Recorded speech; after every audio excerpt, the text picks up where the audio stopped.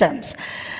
In terms of students enrollment, we have around 30,000 students in public higher education institutions in those 10 public universities, around 20 to 25,000 in private higher education institutions, and around 7,000 to 8,000 go abroad to multiple countries, France, India, UK, Australia, Canada, America, everywhere. So prior to the pandemic, we were like any traditional higher education system, physical presence on campus, all assessment, examination structure were all based on a little bit of continuous assessment, but then the 3-hour exam paper at the end of the year. We had all libraries, lab projects, everything was happening on campus. And in our regulations, like I'm the former Vice Chancellor of the University of Mauritius, in our regulations, you had to attend class to be able to take exams. Okay. So when this is basically what I had to say in terms of our higher education landscape. That's interesting, that physical presence on campus used to be compulsory in tertiary education. That's not common, at least. It's not, Can I ask you a follow-up question, but totally unrelated with this, but I'm just curious, why do you do that? Why is the physical presence on campus compulsory? I suppose just curious, I guess. Right. First of all, we are a small country, and we really do not have issues of people staying very far away, etc. We do not have like accommodation facilities on campus because within 15 minutes, half an hour, 1 hour, everybody reaches our campus. Right. So this was one reason why we thought that people should be on campus. And then also we didn't want to have a lot of dropouts, a lot of failure rates, etc. And we thought at that point in time that attending classes, interacting with students, etc., the traditional way of teaching, that would really lead to a higher rate of success. So at my university, I remember we used to insist on that. So they had their continuous assessment, they had their attendance in class, and then they would have like a license to sit for exams. Okay, no, it makes sense. It was. All that changed. It was maybe a good approach. Let's continue then with that before we get to then how has that changed? Can you tell me only about that specific topic? Is that kept right now? No. That is no longer kept. That is no longer even checked. And of course, then the regulations had to follow. You see, this is often the missing link that's happened during the pandemic, is that, of course, we had to cope with the situation, so we just adopted certain measures, but then what follows in your guidelines and your regulations had to be changed as well, and this is a heavy system, so this is where a little bit things... And tell me a bit about that. What else changed? What else changed? Everything changed. Everything changed. The world changed. Right. So in March 2020, when the first lockdown happened in Mauritius, so everything shut down because nobody was allowed to go out of their houses, so nobody could attend school. So all the universities had to close for, I believe, around 4, 5, 6 weeks, completely closed. But at the same time, of course, we wanted them to continue. Right.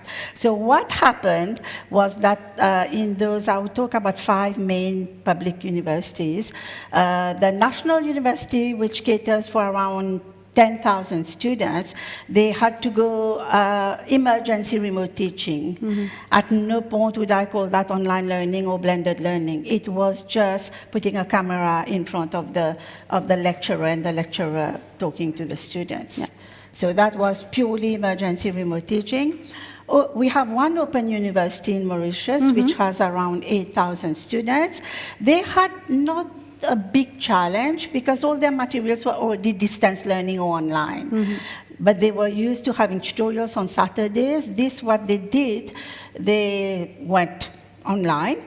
And many of the students didn't have access to these iPads, etc. So they bought like iPads and gave to those that they couldn't reach. You know, the traditional students not having the facilities to really, this was a big issue as well.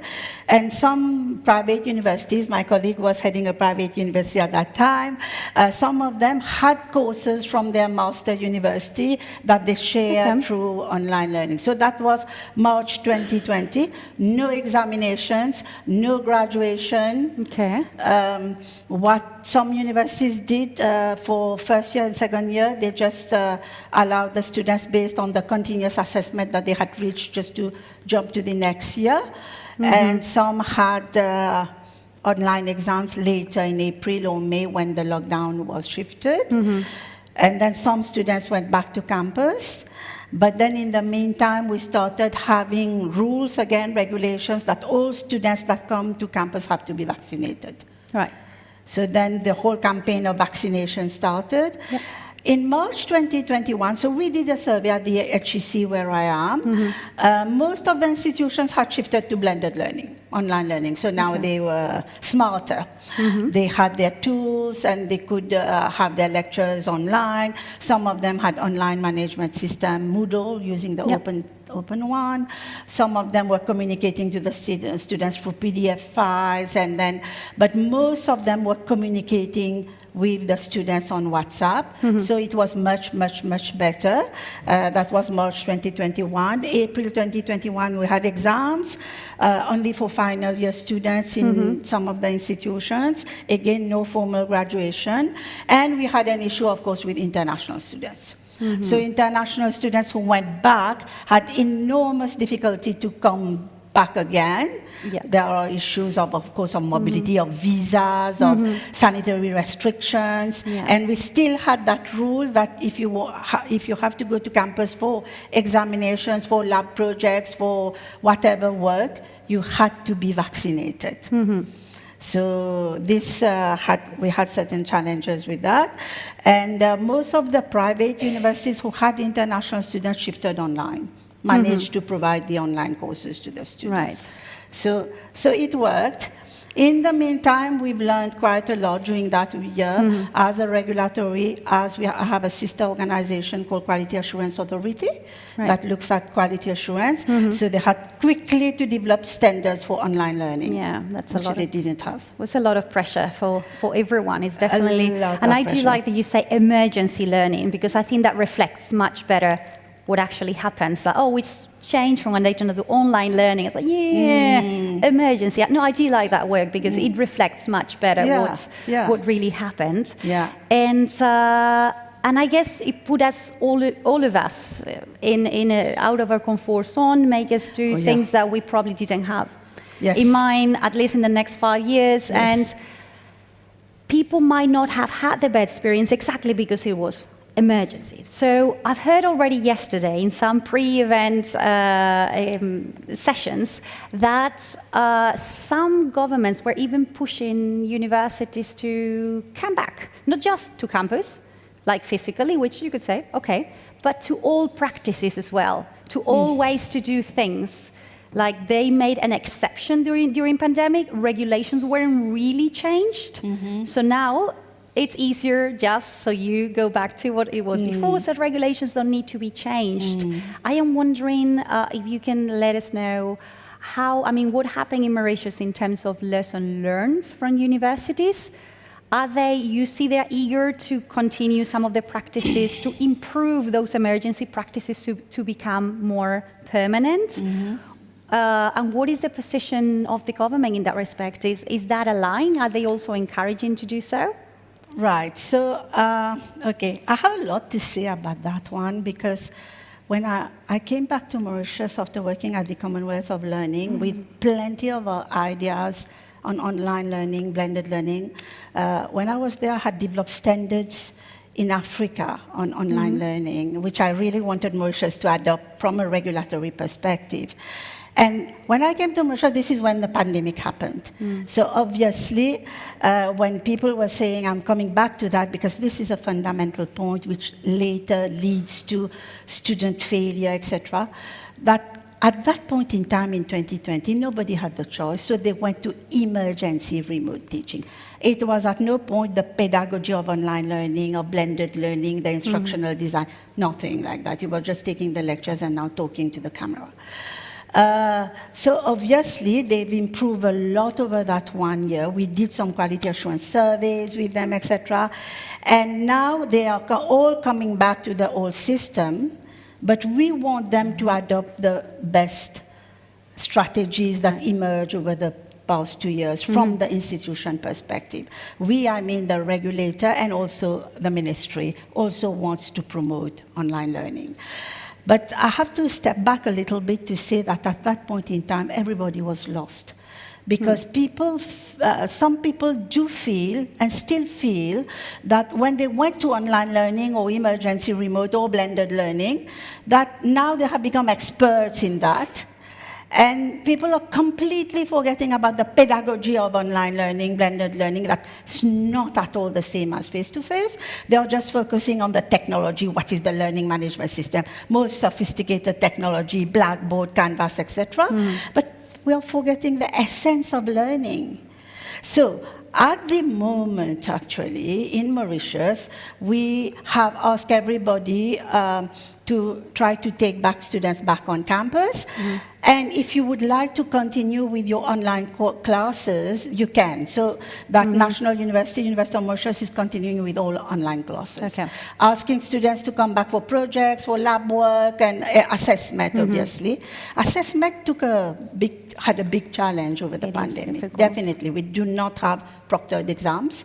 So it was more like changing the whole assessment strategy of traditional exams, coming back now to quiz, portfolio, project work, student feedback. So how this, for educational specialists, how this translates to really whether the student has learned, right? So this one. So after what we've assessed during the pandemic, we've done faculty surveys, institutional surveys, student surveys.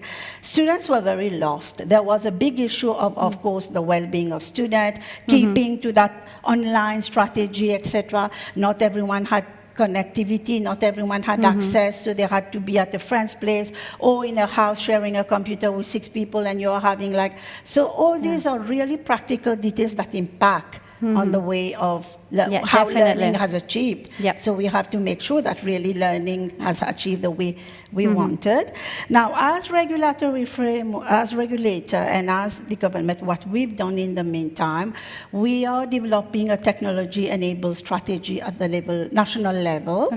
So in 2 weeks' time, with the Commonwealth of Learning and the ministry, we're organizing a workshop to train people on pedagogy and develop a national framework for technology-enabled strategy, and we expect that the universities will try to develop institutional strategies to align to that national strategy. In the budget, the government is indeed putting some funds for online management systems. But again, I come to the crux of the matter, the training of teachers on the pedagogy. We need to have, you asked me about government, we need to really have a structured training of teachers. That's critical. On pedagogy of online learning. That's absolutely critical. We've been talking about that for the last a few months, that then, emergency, there's no time for training, you go and do it. But then eventually, when we're talking about maybe doing it a bit more permanently, then when it comes down to, if you want this to be permanent, then we need to be properly trained. So I'm very glad to hear that you are not just aware of it, but already taking action and training people. That's excellent news. There's also something which happened, many people are not realizing, is that our examination structure in Mauritius has changed for the those that are school leavers.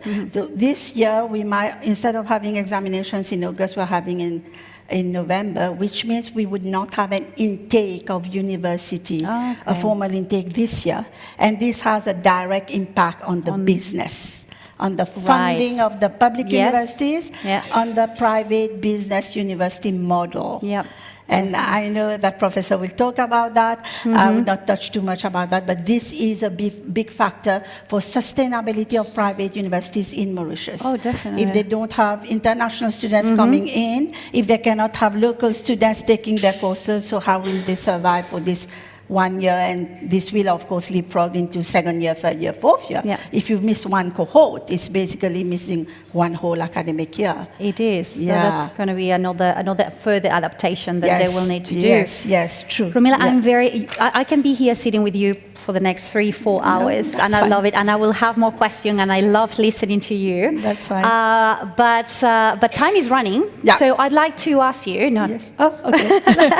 All right. I'd like to ask you a final question that is related more with your, I guess, also your position as a professor and your expertise in sustainability. Yeah. And because we've been talking a lot about universities and their potential as organizations to be contributed as well to sustainability, sustainable futures in general. Yeah. And I'd like to hear with someone with your knowledge of sustainability and higher education, if we mix those two things, what could universities and higher education institutions do for, I guess, the society and for all of us to have more sustainable futures? Right. That's a difficult question. I know. That has to be answered very quickly. Now, I've been working a bit on sustainability throughout the years, and we even introduced at university level an elective module of 45 hours on sustainable development and the SDGs. Oh, nice. I personally believe every student should know about sustainability, about SDG, because eventually they are becoming those global citizens that are going, to be the human capital of any country. So if they are not aware about all these issues linked to sustainability, climate change, all the problems that can arise if it's not sustainable, then how can they contribute at a later stage in their when they're working? We are still very far behind to what we have been thinking. Maybe we were too optimistic in thinking that we'll be able to rope in all these, how would I say, concepts in our young students.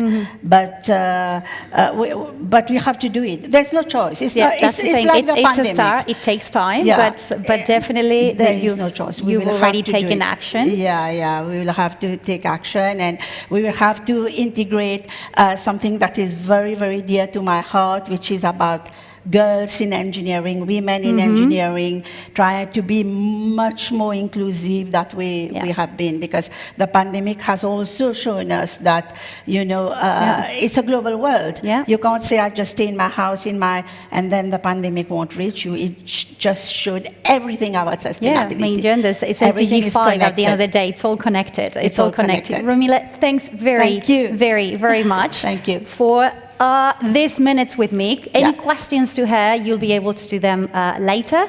So thanks very much, Romila. Thank you very much. And Thanks for the opportunity. I Thank you. am welcoming to the stage to Professor Fernando Leon. Good to see you. Please, have a seat. Thank you. And we're starting to our second conversation today, and we're touching one of the topics that we've probably been talking about for, I don't know if to say too long. It's one of the issues. It's always been there, and the last couple of years have only made it even more of a challenge. We're going to talk about finance. Finance at all levels, finance for students that can affect access, finance for higher education institutions, and we are going to do it with Fernando Leon. He is the president of the International Associations of University Presidents, IAUP, from last year, 2021 to 2024. And he has been president of CETIS University in Mexico since 2010, leading the institution to institutional and program accreditations in the United States, and one of the highest student mobility rates in Mexico. And prior to that, he served as chancellor of City University of Seattle's International Division, covering programs, campuses, and site across the Americas, Europe, and Asia. So it's a great pleasure to have you here. Thanks very, very much for your time and your minutes now to share your expertise with all of us. So welcome, Fernando. Maybe just to make the chats a bit similar. probably people know where Mexico is, but where is your university in Mexico? Where is your context? Well, people probably know about Cancun. They know about Mexico City. Yeah. They probably have not heard about Baja California, but you maybe heard Tijuana. So you've heard of San Diego, more likely. So Baja California is in the northwest segment. Okay, so we are all in northwest Mexico, Tijuana. Next to California. Next to California. Okay, now we're all located geographically, and having been located geographically, we start with your questions. Sure. You've been recently, as last year, appointed the president of the International Association of University Presidents. And now that we know your universities, tell us a little bit about these organizations, what it is and what you do. Pleasure to be here. Thank you for the invitation, for the occasion. IUP is an organization that was founded over 55 years ago as an Asian, European, and American effort. And it was founded in the 1960s. And the purpose is to bring together, to serve, and to support the leadership of higher education institutions. Vice chancellor, presidents, rectors, depending on what country you are, the leader of said institution. And the focus is on discussing and supporting key emerging themes in higher education leadership, identify and share best practices, serve as a sounding board for policies and practice pertaining to higher education, and of course, networking. And more recently also, we've embarked on development of talent. Future leaders, development of future leaders is very important, in particular women leadership. And so that would describe, and for this period, during my period, we're focusing, of course, on recovery and transformation with a specific focus on innovation and inclusion. Tricky times, so if we always encouraged cooperation between universities, I guess now it's not an option anymore. So we need to start talking about how do we cooperate, and not so much of whether we do it. I guess we're way past that. Correct. Universities have to cooperate, and the more universities and the more diversity of universities, the better. So it seems that your organization is in very good hands. So for the next few years, and now that we also know a bit about your organizations, we're going to touch the topic that we came here to talk to you about, which is funding. I guess as a context, different countries and different institutions as well take different approaches to funding. If we know something, that there's no one model fits all for funding in higher education. And now considering all these financial models and different successes as well, depending on their own context, how do you see this division, I guess, of responsibilities in higher education when it comes to funding? That's a conversation that we've had many times, and I don't have an answer myself, so I'm actually very curious to hear yours. No. Well, I think let me relate this to the way you ended the previous conversation. And you talk about financing of higher education, and you talk about sustainability. We need to talk about financial sustainability. Otherwise, whatever effort we launch, it is going to be short-lived. So that's first. Second is that, again, there was mention of emergency. Yes, but we moved to transition. We have managed to cope with the pandemic, and now higher education institutions need to begin to prepare for the post-pandemic, which would be hopefully a transformational effort. So with that as background, I think that we need to see that, yes, there's a financial challenge. Everybody was very negative about what's going to happen. But in the end, at an institutional level, most institutions have been resilient. They have managed through empathy, solidarity, opportunity, and innovation to be able to cope. What we've done, what they've done, is not enough. And so we need to move from there to what will allow us to achieve financial sustainability. At a national level, indeed, we need to acknowledge that one size does not fit all. Okay? But what is a common threat that we should espouse throughout the world is that education, higher education in particular, be seen as a vehicle for progress and development. And that as such, it is reflected as a funding priority at the highest level. That doesn't necessarily occur across the world. And furthermore, I think that although it is obvious, it should emphasize support for public higher education, there is room for private higher education. And the key here is to make sure that whatever is supported, that it is stressed in terms of quality. As Jamil Salmi says, it's not about public or private, it's about quality. He's probably saying that in one room in that building right now. Yes. He's probably resonating. And so I think that acknowledge that it should be one of the top priorities in the budget. It should be aimed not only at institutions, but to individuals. Depending on what country you refer to, there are successes, and some focus on the individuals, others focus on institutions, but it probably should be both. And that there should be a focus not only on scholarships, but also on loans, on the financial package that is going to allow students to have access. And that governments can go a long way in terms of securing and providing accessible interest rates when you talk about loans, for example. That said, you talked about how we should approach it. It's not only about government. It's about acknowledging that it is a multiple constituency solution for this. It's government, it's individuals and family. Individuals and family should have some segment. Society and business, through taxation, through special funding. And so that as we're approaching this, it is about access, but it's about quality. It's also about accountability on the part of those that are receiving. And also it's a focus on outcomes. So as we're moving forward, we should also make sure that as we're providing funding and supporting students, that we're addressing inclusion, that we're addressing the SDGs, that we're espousing innovation, and that we're hopefully promoting mobility. And that's not easy. It's not easy. There's a lot of and so I think then in the interplay between government and institutions, there are a couple of things also, if I may add. On the one hand, I think that there should be autonomy. Yes. There shouldn't be over-regulation. There should be accountability, of course. There should be quality as well. And then there's also a responsibility on the part of institutions. They should seek operational and financial sustainability through measures that allow them to operate much better, one.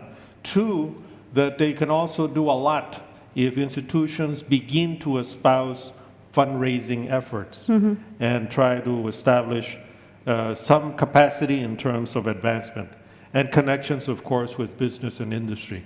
In the end, it's a joint effort.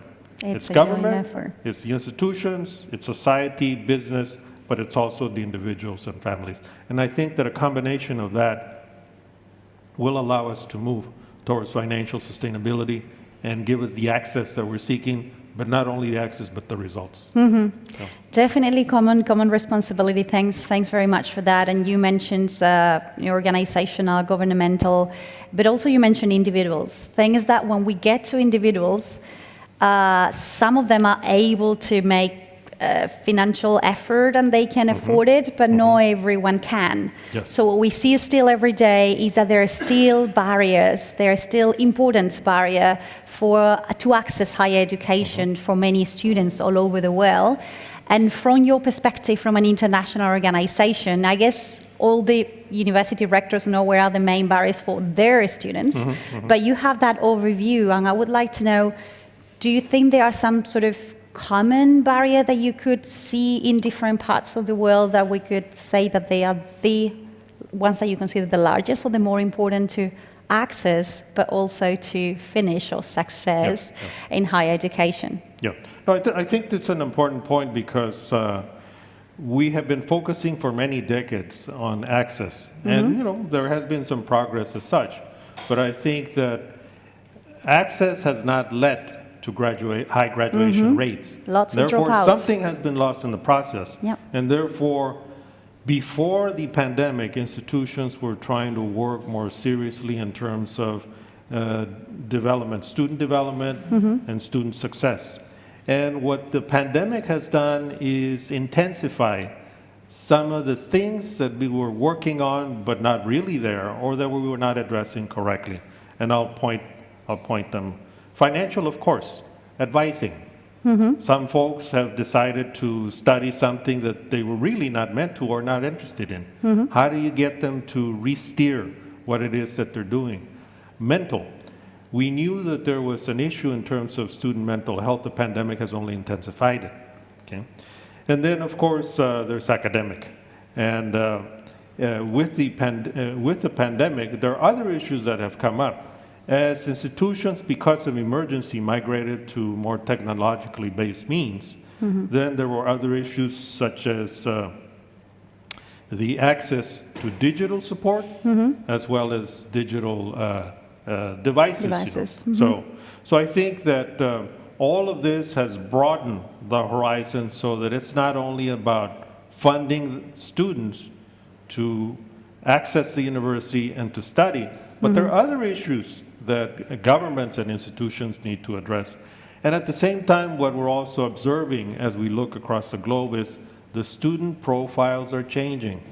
Yes. What we notice is that during the pandemic, there was some growth in many countries, but it was not the traditional 18 to 24 cohort.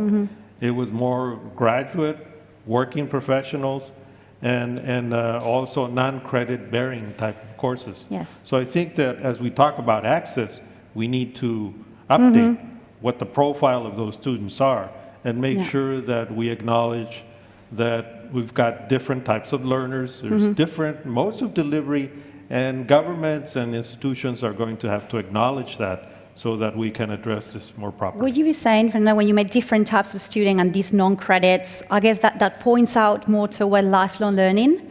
People that need something at that moment in their life, they cannot or don't want to commit for a long period of time, but still look at the university to get further education. And sometimes we focus in, we need those 18 years old to access, but what about the person that wants to come to reskill and upskilling to the university? That's also an important point too. Yes, indeed. Access. And I think that's an important change because typically we talk about student access, student performance, student success, and we think 18 to 24. In many countries, the predominance is not there. For example, if you look at the US, it's more working adults, really. You do have your residential education, but the numbers are increasing. So we just need to be sensitive to that and accommodate so that we are as responsive as possible. Yeah, and you were mentioning also important things about the mentoring and about the tutoring and all these things just to make sure that they finish. And that's probably related to what Romila was saying before, that is these extra mental health issues that the pandemic has brought. So if a student needed mentoring before, they need more. Mentoring, not more. They need guidance about, or they were stressed out about what's going to happen after higher education. Now it's even, all these things just get amplified in the next 2 years. There are many changes that are coming on the way to universities. And before we touch funding, I'd like to ask you just generally, how do you see universities coping with all these changes? Because it sounds positive before you say, yes, with this emergency thing, but now, mindset is in recovery. Universities are very resilient, they are. So do you have that feeling, I guess, as a president of the university associations, that the hardest pass has passed, and now it's rebuilding? I'll take advantage not of my perspective, but an informed perspective, if you will, based on different surveys that have been carried out during the early stages of the pandemic, during the pandemic, and then most recently. And what those surveys tried to probe was, what was the general feeling of leaders? And first, of course, it was very negative. Most felt that they were going to lose enrollment, they were going to do terrible in terms of finances, they were not going to be able to support students, and somehow they were able to cope. Mind you, it was emergency remote education, not online education. But I think that little by little, and in particular with support from the professoriate, from our academics in universities, have been able to cope. And that has provided some degree of stability, such that now it's not about resorting back to emergency remote education, but to analyze what should be the model that we should deliver so that we can serve students better and that students can learn much better also. And so it seems to me that there's more optimism. As we were able to cope with this, as we are a little bit more stable, as we have proven that technology can help. It does not replace everything, but technology can help. Then there is room. And the reflection is, what is the mission of the institution? What are we here to do? How can we best do it? What modes of delivery could help us? And how does technology play a role? And when you analyze all of that, you do find, and this is consistent across different surveys, the future, the next 3 to 5 years, is a future where, of course, face-to-face is going to be reaffirmed, but it is going to have an increasing sprinkling and presence of hybrid and online, with some doing the leap and saying, well, I now have X number of programs online. So I think there's more of an optimism. But that optimism, we have to guard it so that it is not a complete return to the norm or normal as we knew it. Conditions are different. Yeah. Conditions are different, but the challenge is the same. Yeah. How do we serve our students better? And let's do the best. And universities, thanks so much. Universities definitely can do a lot by collaborating with each other, for example, learning from each other, learning from their own experience of each university, looking back to the next few years. But as you were mentioning before, if we talk specifically about funding, it's how you describe that, like a shared responsibility. Yes. So we've covered students and now institutions, but the other big player here is the government. If we look at government, from your perspective, as university presidents, how would you like to see government supporting you as universities at this stage and going forward? Acknowledging again that context can be different, but that there have already been important successes. There are several things I will highlight. Okay, I'll be brief, but I've got several suggestions. Number one is create greater awareness of the contribution of higher education to economic and social development at a local, regional, and national level. And again, I stress, make higher education a priority, because that does not come across in all governments and regions. Number two, incorporate some of the proven schemes, models, and formulas that have resulted in greater support for education. For example, student loans. Some governments do not like student loans. Well, student loan is a mechanism whereby you can supplement what you have there. Colombia is a case in point. Yes, it's still there, still there. Been operating for many decades. So there are formulas that one can draw from. Three, restructure tax laws that encourage philanthropy so that individual and corporate giving can be on the rise. This is a challenge that governments, unless you have all the money in the world, and there are very few countries that have all the resources to invest in what education and higher education require. It's a joint effort. And one way of doing it is encourage giving, encouraging philanthropy. But it goes much farther if there are tax laws that support philanthropy. Four, seek international funding mechanisms. There are some that have been used, but I think not enough. World Bank, IFC, others, Inter-American Development Bank, so that they can so that governments can make investments now, as opposed to risking a meager future development for not having invested in the talent that their nations require. May I tell you something there? The other day we were analyzing what happened in prior crises. What did government do in terms of spending in higher education? And we saw that on average, funding decreased. So it's almost like when we need education the most, then you take the funding, but they didn't even prioritize it during recovery. And sometimes the feeling was that is this confusion about what's urgent and what's important. So they go to the urgent, but then someone else is going to pay the consequences for not going to the important at that moment. No, very important in this, because as we surveyed, IUP was one of the ones who surveyed, we sensed this, that initially folks were being short-sighted and looking at the solutions now. Yeah. and not being, as a U.S. president says, having a bifocal leadership, which is don't look only at the short term, look at the long term, because you might have a solution that is short-lived.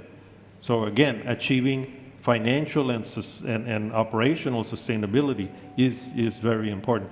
And another thing also is, we were talking about governments, but again, I'm going back to the institutions and their service to students. I think that there should be investment in capacity building on the part of institutions. That's right. The students, before COVID and during COVID, have led us to identify services and financial support and other types of mechanisms that students will require in order to be successful. Definitely. And institutions need to invest in that.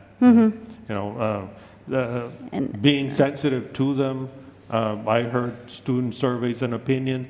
You should do that on a regular basis. Not to do exactly as they say, but to get some sense of how well you're doing and what you need to improve. Yes. So I think that there's a lot that governments can do, but there's a lot that institutions have on their hands.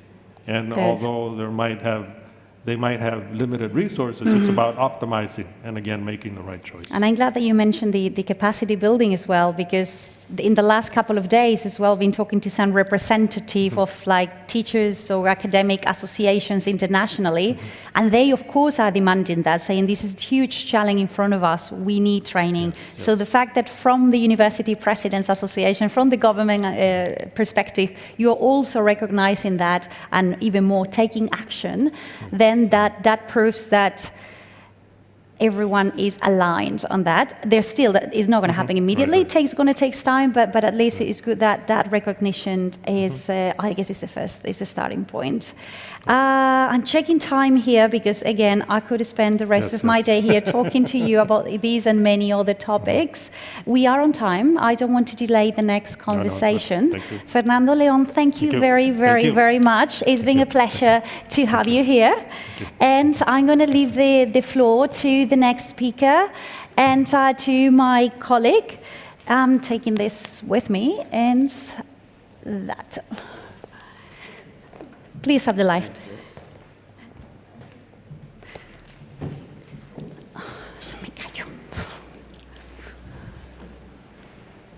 Let's know if it's correct. Yes. Okay. Again, good morning. It is a pleasure to be with you this morning. Let's say that I am comfortable with the previous former session. Dr. IES Pasqua Valenzuela. Today we are in a globalized economy which multiplies conflict, generates poverty, disease, hunger in our society. The world today is also marked by an unprecedented climate change crisis, a resurgence of pandemics, and an incredible separation between the countries that produce and those that are left out of the production, between the countries that are creating the vaccine and those are not yet creating them. This two-speed world is also observed at university levels.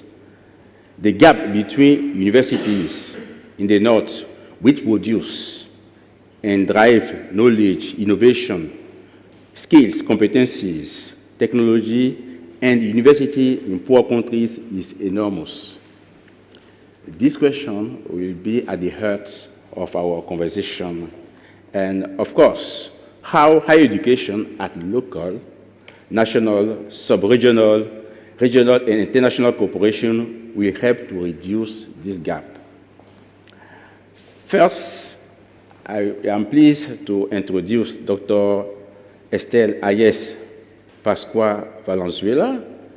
She is the director of Southeast Asian Ministers Education Organization Secretary that serves as the executive arm of CIMO, Council of Ministers of Education, for 11 member states that make up Southeast Asian Ministers Education Organization. She is the 18 director of CIMO Secretariat, and the first woman as director of this organization establishment since 1965. Prior to join this organization, Dr. Valenzuela also served in Philippines as a commissioner of UNESCO National Commission from 2003 to 2010. As a passionate educator, Dr. Valenzuela also served as professional lecturer at the University of the Philippines, Lima, since 2016. Now, I have the pleasure and honor to ask you some few questions to deepen this contest. First, Doctor, as director of Southeast Asian Ministers of Education Organization, can you tell us briefly about the work of this organization does in the field of higher education? Over to you. Thank you very much. A very good morning to all of you who are joining us here live at a World Higher Education Conference, Fireside Chats on Higher Education and International Development. So I think we'll have a lot of discussions today, but for those joining us online, good afternoon or good evening for those in Asia, just like me. So I'm very honored to represent Southeast Asia. So Southeast Asia is a home to 630 million, or maybe now over 630 million people. And we're very active in terms of investment, in terms of mobility. And of course, just like other countries of the world, we also face setback during the pandemic. Most higher education institutions closed down, but we're resilient. We have that in Southeast Asia, considering that we had a lot of calamities or even social conflicts. We are used to this, but pandemic is really different. We closed down. So in Southeast Asia, we have this organization, Southeast Asian Ministers of Education Organization. It's a passionate organization of ministers of education. They're my bosses. So right now, our president is the Minister of Education of Singapore, His Excellency Minister Chan Chun Sing, and our Vice President is the Philippines. And we have meetings in higher education. They have agreed that our agenda is higher education, harmonization, creating a common space. And in this, they also agreed to support research in higher education as a platform. Well, that's number one. We have a long list. But we also have inclusive higher education. We also have resiliency in the face of emergency, promoting technical vocational education and training, and interface in higher education. So there will be flexible learning pathways, you know. If you choose TVET now, later on you change your mind, you go to higher education, your credits will not be considered not accepted. So this is the flexible learning pathways. And 21st century skills. A lot of agenda here at CIMIO. Okay, thank you. I will continue. Can you give me some example of how Southeast Asian Ministers of Education Organization has, as a regional network, has enhanced university, academic, business, and industry collaboration, including local authorities? All right. Yes. So, you know, in Southeast Asia, we're home to 7,000 universities as of now, or maybe more, because every day you don't know. But 7,000 universities, and the 20 million tertiary education students of the world, at least 40% of the population is in our region. Wow. Can you imagine? Over 10 million students in Southeast Asia. We have Indonesia, the biggest, Vietnam, Thailand, the Philippines, and other countries who contribute to that share of 12 million students. And the thing is that even if we have 7,000 higher education institutions and 12 million students, only 49 of these institutions are in the world ranking. Okay. So our focus now should be on quality assurance. And the ministers agreed that we will continue to promote academic mobility. Okay. We have 2 regional organizations working hand in hand, CIMIO plus ASEAN. ASEAN, Association of Southeast Asian Nations, and they are actually more of trade and investments, but they also have education component. Okay. And here, the CIMIO has 26 centers of excellence. Wow. All across Southeast Asia, and the director of CIMIO RIHED, Center for Higher Education, is joining me here. It's based in Thailand. And RIHED, the ASEAN University Network, and also the EU Share.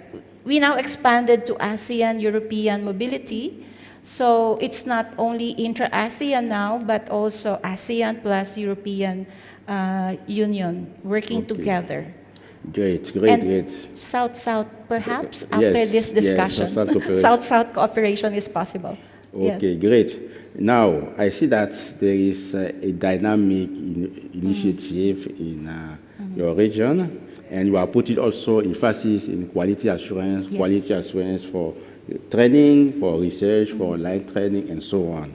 Now, to what extent do you see cooperation, mutual learning, and exchange between regional actors in higher education? What are the main challenges and opportunities you see to cooperate across the region? All right. So Better chair. Yeah, Yes. in that sense, I would like to really acknowledge our CIMIO centers. We have centers for education, centers for science, and centers for culture. So we have all our agenda. But for example, in agriculture, our Center for Agriculture is based in Los Baños in the Philippines. Since 1966, they have been training the scientists, the rice scientists, plant experts, all of these in agriculture and development, agricultural engineering, that really strengthened the region's capacity in the rice production and management of everything. Aside from that, in tropical medicine, we have a Center for Tropical Medicine in Malaysia, in Thailand, the Philippines. During the pandemic, our Center for Tropical Medicine, they assisted in finding out about the COVID pandemic, what to do. They became experts and resource persons of the countries. So there are also countries that need more assistance, like Myanmar, Cambodia, and of course, Lao PDR. Our projects with them are on inclusive education, strengthening non-formal education, lifelong learning. So our training for them is really capacity building for higher education students. We provide scholarship, we provide training for teachers, and also for school heads and principals. Okay. So it's like, a family Yes. helping each other. Others. And the recent project I had, and it's really very touching because during the pandemic, UNESCO plus Global Partnership for Education and CIMIO, we put all our resources together. So they have financial support, and I'll do the online program. The course for teachers of learners with disability. Okay. And I have to translate this in all languages so that Southeast Asian countries, Bhutan, and other neighboring countries can benefit from the course. So we collaborated Washington, and then UNESCO Paris, and then us. And then we're able to offer right away the course during the pandemic, especially for the learners with disabilities. And in collaboration with the ASEAN Open University Network and CIMIO, we have developed the CMOOCs, Southeast Asia Massive Open Online Courses. Okay. And before the pandemic, we tried to understand what is OER, Open Educational Resources, what is open learning, etc. And then we contributed, courses together. It's available. And so during the pandemic, we leveraged on all our existing competencies. Hanoi OpenU, University of the Philippines OpenU, Thai Open University, cyber universities. We collaborated to offer courses during the closure. My next question is to ask you how to now extend this kind of cooperation at international level. For instance, apart from ASEAN, let's say South-South cooperation, particularly Africa and other Europe. How do you see you can extend the cooperation? And what do you see as the potential for higher education collaboration by international actors? What are the challenges?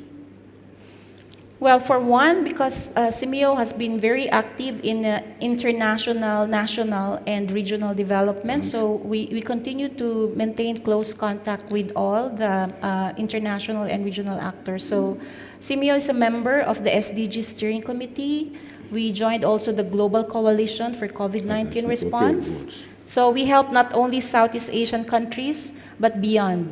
So in South Asia, for example, Bangladesh, Nepal, Pakistan, Afghanistan, we also conduct training on what they need, like science, mathematics, school leadership, education management. So it's part of our mandate to help other countries. And we started with Africa, actually, doing online course with UNESCO ICBA. ICBA, okay. Yeah. Yes, I know. And we have to activate that one. Good. But our project is more of education for sustainable development, global citizenship education. Okay. So working yes. with Korea and ICBA, perhaps we can strengthen this collaboration. Yes, of course, ICBA is there to mainstream capacity building across African countries. Yeah. Yes. Going forward, how can collaboration of regional and international actors support national government to achieve the Agenda 2030 targeted for higher education? Yes, for higher education in the SDGs, our biggest commitment should be on scholarships and academic mobility. And it should be made available to students who are in the layers, those who are in the margins, those who do not have access to education. So, and aside from that is promoting quality higher education and mobility. So I think CIMIO is well positioned in terms of collaborating with many countries, not just in Southeast Asia, but beyond. So, of course, the ASEAN scholarship has already been approved. It's there. We have all the policies, the support, but we need to increase our resources to, help more countries who are just in South Asia or in the Pacific Islands, and even in Central Asia. I think that one is something that we can discuss in the ministerial meeting, announcing the Asia Pacific Education Ministers meeting, June 5 to 7 in Bangkok, Thailand. Okay. And the Asia Pacific Education Ministers will discuss the way forward. Number one, addressing learning loss and learning poverty. The second is financial support, educational resources, infrastructure, investing in higher education, and research.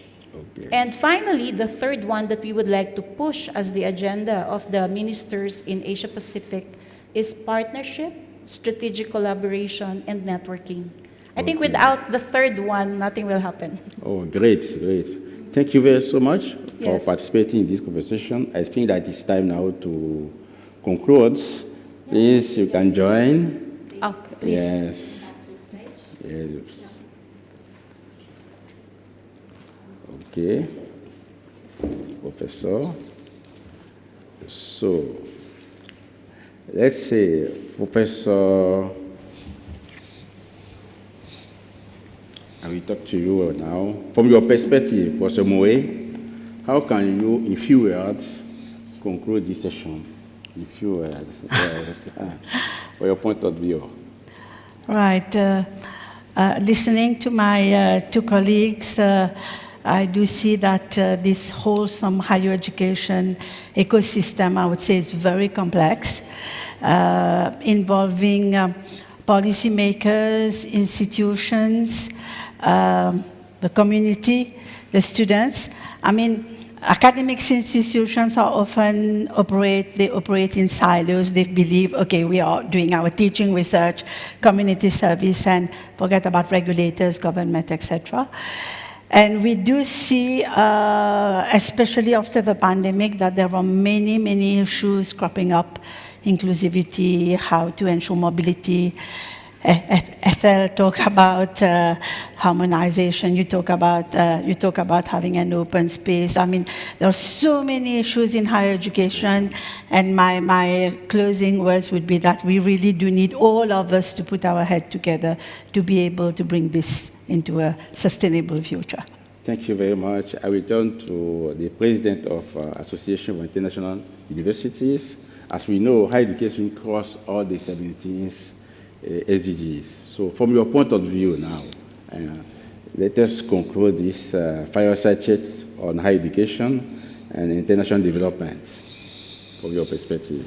Well, I think that, in fact, there is a common thread that has been identified. There are many issues, but we just need to prioritize and make sure that at the different levels, with our government, with our respective governments, with our respective organizations, that we are able to pursue, push for, and achieve progress on some of these issues, whether these relate to student success, student access, student success, and all that entails, whether it relates to financing, whether it relates to internationalization or sustainability as such.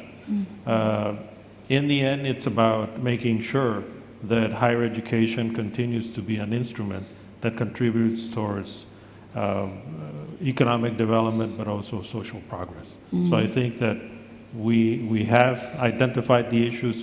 We now need to organize so that we can push our common agenda to the respective levels. Okay.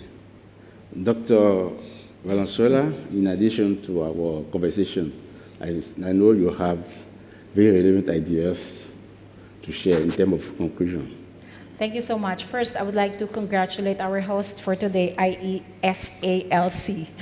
So it's an acronym that represents, a collaboration of many actors in higher education. And I'm very happy to join you. But the message is, I think for me, we should continue to strengthen this partnership and collaboration. It's very good to have 5 regions here represented of the world. And although we are just far there, Southeast Asia, I'm very glad to listen to all of you today.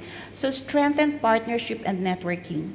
We do have limited resources. Most of our countries, they never put a lot of budget in higher education. And still, something that we should promote for policymakers to continue to really support the development of higher education, quality, accessible, relevant, and responsive.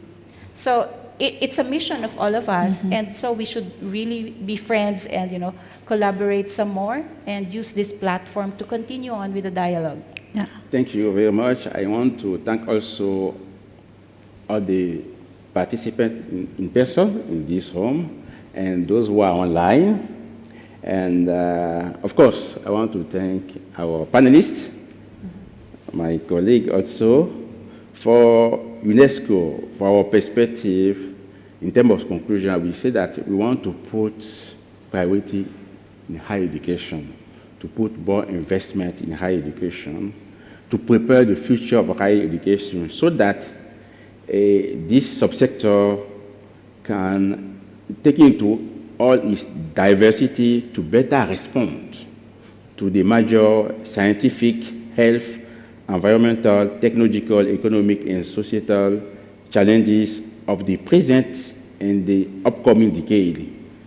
Health, major pandemics, food security, resource management, and climate change, even if massive youth employment, energy transition, rapid urbanization, peace and security, development, AI and big data are the challenges that we need to come over for the upcoming decade. So that will be the end of the session. Again, thank you, and we are here for 3 days.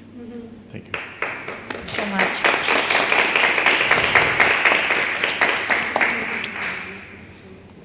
Okay, now. Group photo? Do we Yeah, have a- group.